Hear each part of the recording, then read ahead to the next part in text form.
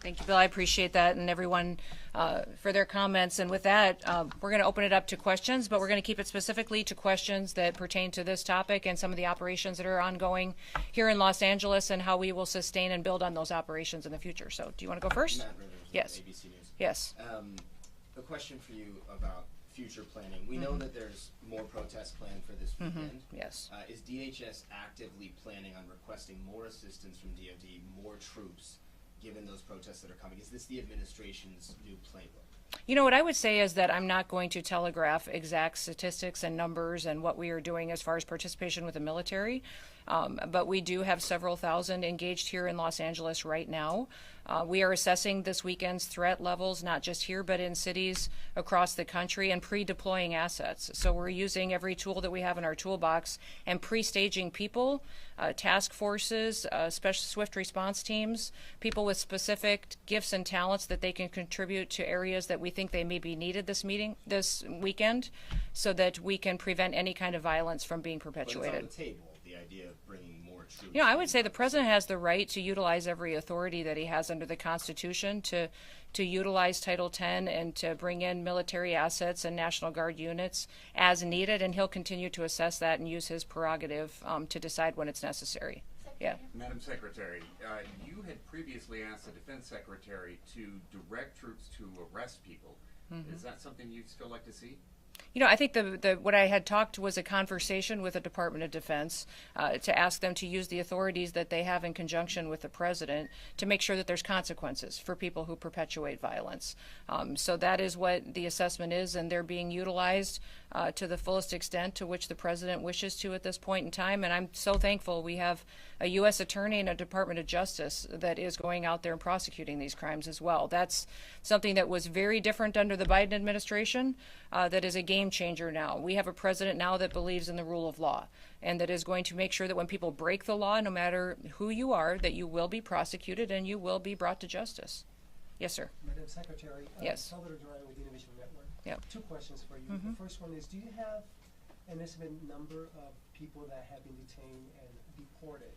And the second question I have to ask you, would you please address Senator Padillas' interruption to your press conference? You know, And I'm would not- consider yeah. even pressing charges for what we just witnessed here. Oh, you know what? I don't even know the senator. He did not request a meeting with me or to speak with.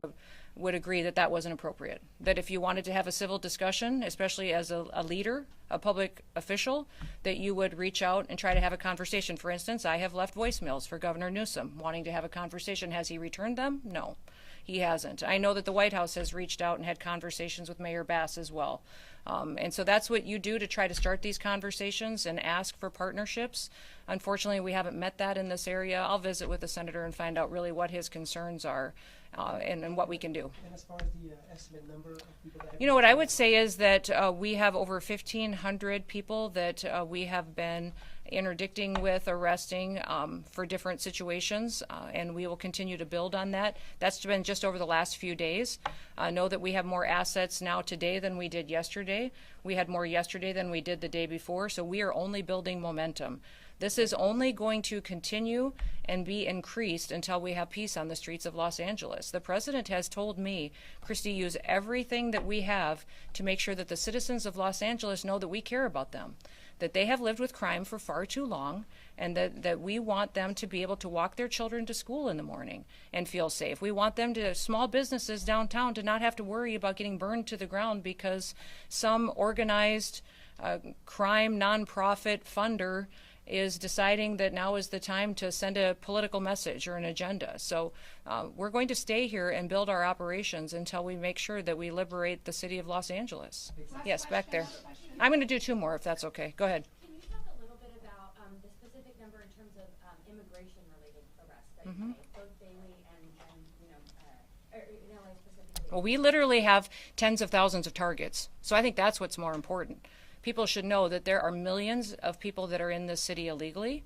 and that we have, I would say, thousands and thousands, tens of thousands of targets that we will be going after. And remember, this president has repeatedly said that he's going after criminals and the worst of the worst. And we're going after people that are in work sites that are trafficking drugs, that are trafficking human beings. We're DNA testing children, because many times when you see people claiming that their family members or the children they have with them that are theirs, many times when we DNA test them, they're not. They're really peddling our children, and they have human slavery going on, child trafficking, pedophilia. So we are going after those individuals that we have intelligence on, and we will continue to only build on that. And yes, I'm sorry I didn't get to you right away. No, there is some rhetoric out there that some of the people who have been detained, arrested, in detention are not criminals or do not have a criminal history. Can you address that? There's a lot of rhetoric out there that claims. Well, there's a lot of rhetoric and there's a lot of false information and a lot of fake news. So I'd appreciate it if you guys would start covering the facts. And we'll get you all that information that we possibly can. Now, there may be people that because of the targets that we were out there arresting, that were with those individuals, they were collaterals that were spending time with them, and all those people will be vetted. And remembering, still in the United States, if you come into this country illegally, you have committed a crime.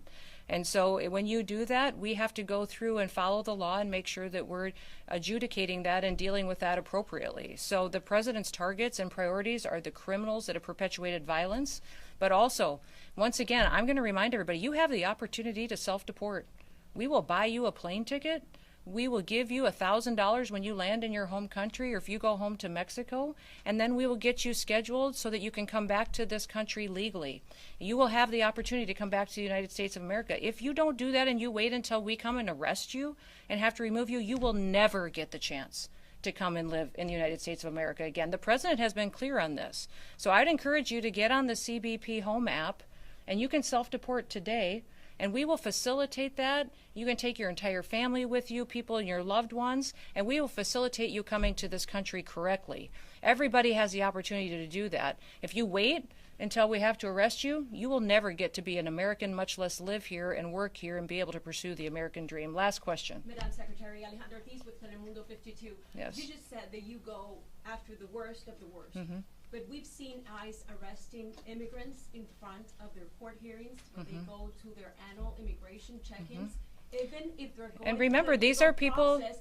Are we sending the message as a country that people, even with no criminal record, and that they're taking the legal correct path, are not safe from If they took the detention? legal correct path, they would have come here legally. They wouldn't have come into our country illegally. Second But of all, some of them they are have not final criminals. They have removal come orders. here and They have maybe final. overstayed their visa. They have final That's removal criminal. orders, and we're That's following. That's a civil offense, but not a criminal record. It is actually under the acts that the president has invoked it through his executive orders. It actually is a criminal offense. And so one of the things that we need to remember is that when you're going out there and talking about what is happening with individuals who are in this country illegally, is that they have the opportunity every single day to return back home. And we will work with them and facilitate that and work with their families. But if they choose to wait back and to not make that decision today, then they are subject to this type of operation that will target those that have criminal activity and backgrounds and perpetuators of violence first. Those are our targets. But we are going to make sure that we're bringing peace back to the city of Los Angeles. Attorney. She told me she has hundreds of cases of people coming in asking for asylum. They go to their immigration check-in. So my only question to you, I'd say a question back to you is, which laws in the United States should be enforced and which ones shouldn't? I mean, my job, here's the deal, guys. My job is not to pick and choose which laws we enforce and which ones we don't. We have laws in this country, and they matter. If you want the law changed, go to Congress. When's the last time you went to Capitol Hill and told your senator or representative to change it? That's what they need to do. This is the perfect time for Congress to make a decision on how they want people in this country to be able to have an opportunity to come here legally and to fix this. We, as law enforcement officers and as a national security department and agency, my job is to uphold the law, and that's what I will continue to do. Yes, sir, I'm going to finish with you. And I kind of like the Bass Pro hat, too, so I'm going to go here, and then I'm going to go to you. So go ahead. Yes.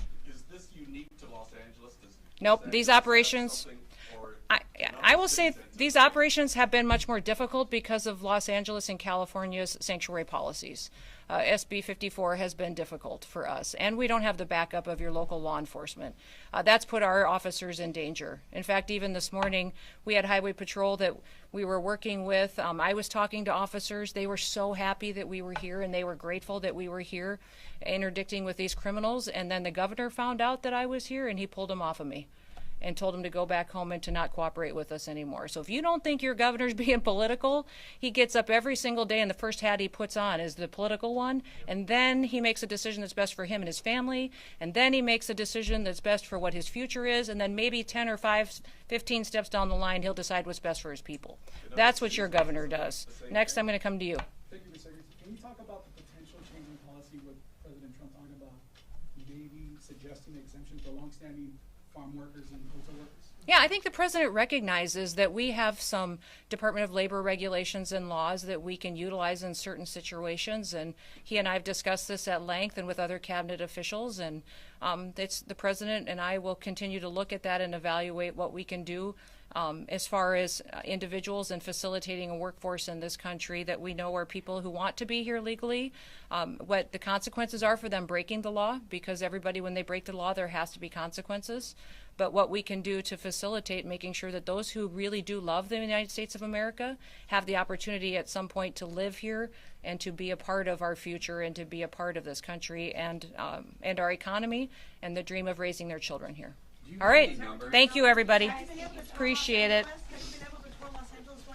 I've been traveling around Los Angeles all morning. I saw a lot of graffiti, a lot of destruction. I saw quite a bit of, where we saw some of the activity. We were staying close to downtown where we were last night.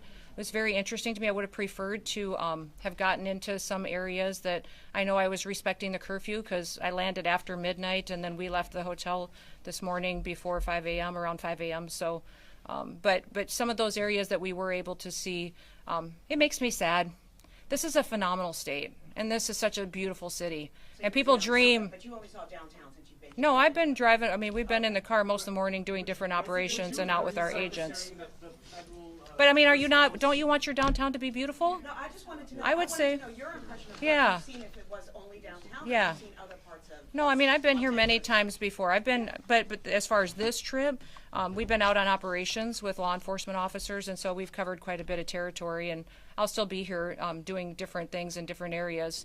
But I would say that everybody should want their downtown, and if you're a business owner in a downtown, if you're a family that lives there, you want it to be safe, and you want it to be beautiful, and somewhere people want to come. Thank you, everybody. Thank you, everybody. Appreciate Thank it. you. We will take any follow-ups later. Thank you. You bet.